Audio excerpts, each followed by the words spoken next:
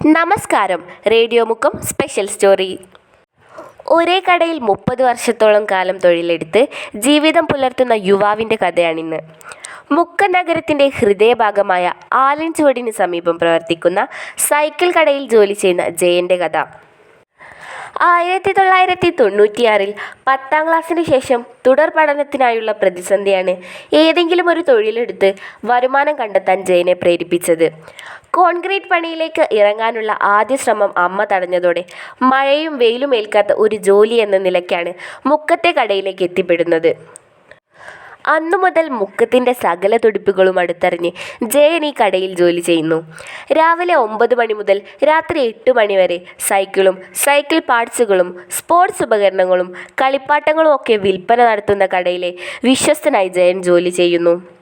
താൻ ചെയ്യുന്ന ജോലിയിൽ പൂർണ്ണ തൃപ്തനാണെന്ന് ജയൻ പറയുന്നതിന് പിന്നിലെ ഏക കാരണം കടയുടമ തന്നിൽ അർപ്പിച്ച വിശ്വാസമാണെന്ന് തിരിച്ചറിവുണ്ട്.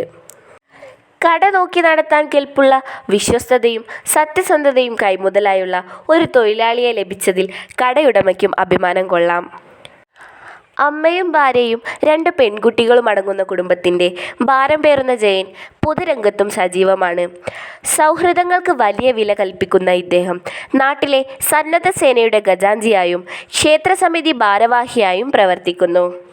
രാഷ്ട്രീയ രംഗത്തും സജീവ ഇടപെടൽ നടത്തുന്ന ജയൻ അതിരാവിലെ 100ഓളം വീടുകളിൽ മുടങ്ങാതെ പത്രവിതരണവും നടത്തുന്നു.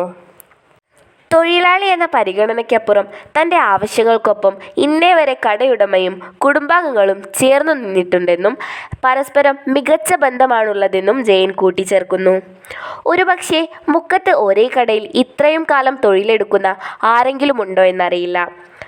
അന്നു മുതൽ ഇന്നുവരെ കടകളിലെത്തുന്നവർ കണ്ടു പരിചയിച്ച മുക്കത്തെ കടയിലെ ഈ യുവാവ് ആ നിലയിൽ അത്ഭുതം തന്നെ.